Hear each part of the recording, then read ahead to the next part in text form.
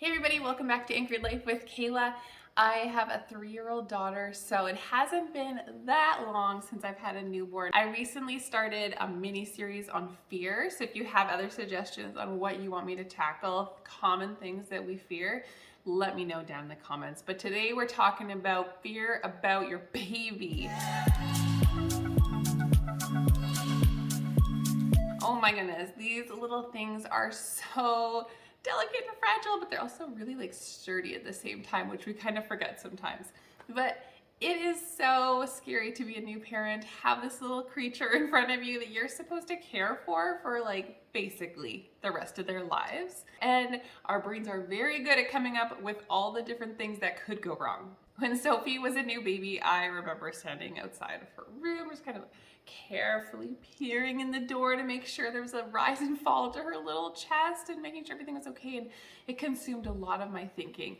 And I remember feeling a little obsessed and paranoid about it until I talked to my mom about it, and she reassured me that it's a very normal fear as a new mom, as a new parent. She had a friend that when she had a newborn would actually like climb into the crib and like put their face like right up to the baby to make sure they were still breathing. And it made me feel better to know I wasn't the only one. So maybe if you're that mom crawling into the crib, you'll feel better knowing that you're not the only one who is concerned about your child's well-being. Honestly, it's our job to watch out for these people. They've been entrusted to our care, so it makes sense that we worry about them because we know that this is a scary world and we want the best for our children. But then we also need to draw the line at what is an okay amount of care and concern. We don't want to let fear take over our lives. I'm just thinking about the dead marlin in Finding Nemo who wouldn't let Nemo go anywhere because he was so worried about a barracuda coming. And we can get like that too if we think about all the things that could happen to our child in this world. We just don't want to let them go. I was talking to a friend about this recently because we want to be there for our kids all the time, make sure that nothing in the world hurts them, especially when they're a newborn and they're just so little and so fragile and so precious. But we can't be there every moment, and we have to trust with wisdom and discernment of who we can allow to take care of our child. What I started to do when I was just getting a little overwhelmed at the thought that what if Sophie isn't breathing? Like just start, all of a sudden my brain would just start going on overdrive and start panicking. I would stop myself and I would say, thank you, God, for my beautiful and healthy daughter.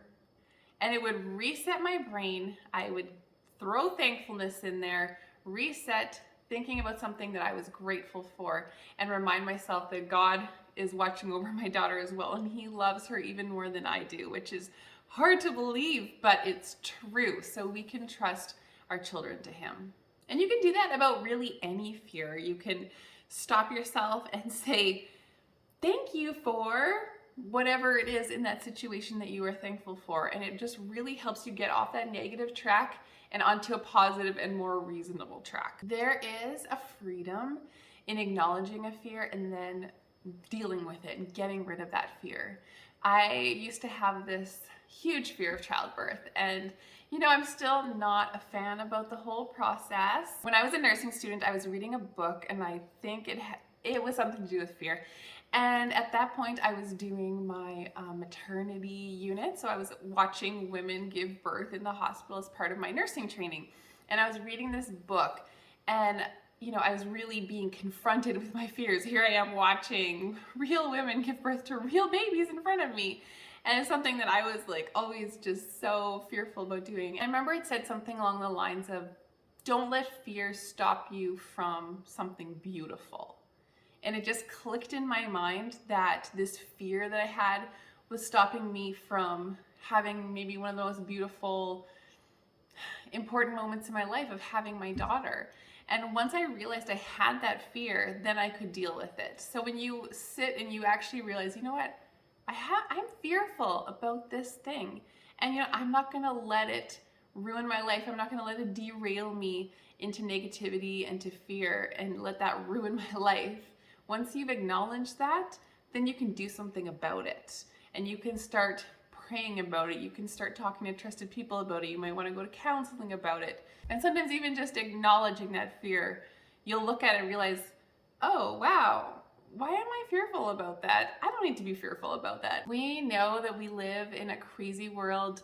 There are terrible people out there who are doing terrible things to children, and it can really, as a parent, make you fearful. But how about instead we choose, because that's the defining factor there, instead of just letting all our fears and emotions take over us, we actually choose to entrust our children to God. We choose to make mindful, wise decisions about our children. And then we choose to walk forward with confidence, knowing that God is with us every step of the way. There's a verse in the Bible that I absolutely love, especially as a mom, and it's He, as in God, gently leads those who have young. God gently leads those who have young, and we need to be led so gently because we need help. We need help. I don't know about you. I need help, and I need God to be gentle with me. So I'm so thankful that He is and that He guides us, because He is the good Father. He is the perfect Father. And so we can look to His example. We can lean on Him for strength as we take what He has literally given us in our hands and be faithful with what He has given us. I know it's extra hard sometimes to not be fearful when you have experienced something with a child or when you were pregnant that really was a fearful situation, and you don't want that to happen again. And that is so hard. That is so hard. And I'm sorry if you've had to live through one of those experiences. If that's you, that you are still working through some trauma from the past, I would encourage you to talk to a professional counselor, someone that can help you to deal in a healthy way with those different thoughts and fears that you're dealing with. There is absolutely no shame in that. And I also want to say that you can be assured that you are normal no matter what kind of fear you're facing. If you're facing a lot of fear regarding your new baby or your child, or you're just facing a little bit, you're still normal. It's life. We're all going to respond to different situations differently. So you can be kind to yourself, knowing there's nothing wrong with you. You just really care about your child. And you can take some steps to not be so fearful and let it run your life.